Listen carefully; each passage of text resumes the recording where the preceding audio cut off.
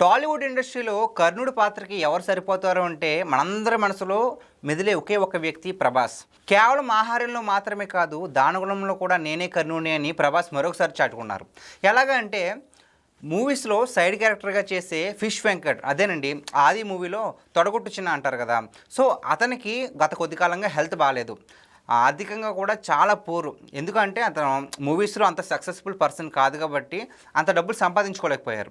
So అతనికి health బాగోలేకపోవడం వల్ల ఇప్పుడు బాగా సీరియస్ అయ్యి హాస్పిటల్ బెడ్ మీద ఉన్నారు. గత కొద్ది కాలం ముందు పవన్ కళ్యాణ్ గారు ఒక 2 లక్షల ఆర్థిక సాయం కూడా చేశారు. దాని తర్వాత ఇప్పుడు చాలా సీరియస్ అయిపోయి బెడ్ మీద ఉండగా ఈ విషయం తెలుసుకున్న ప్రభాస్ తనకి ఎంత ఖర్చైనా సరే నేనే భరిస్తాను అని చెప్పేసి ప్రభాస్ ఇచ్చిన ఆ ఒక్క భరోసాతో ఆ ఫ్యామిలీ మెంబర్స్లోనూ, అలాగే టాలీవుడ్లో పనిచేసే ప్రతి ఒక్కరిలోనూ, అలాగే ఆంధ్ర ప్రజలు కూడా ప్రభాస్ని అభినందిస్తున్నారు. ఇలాంటి చిన్న చిన్న వ్యక్తులకు డబ్బున్న వాళ్ళు సహాయం చేయడం వల్ల వాళ్ళ కుటుంబంలో ఎనలేని ఆనందాన్ని కలగజేయచ్చు అని ప్రభాస్ మరొకసారి చాటుకున్నారు అని ప్రతి ఒక్కరు అభినందిస్తున్నారు. Hats off Prabhas.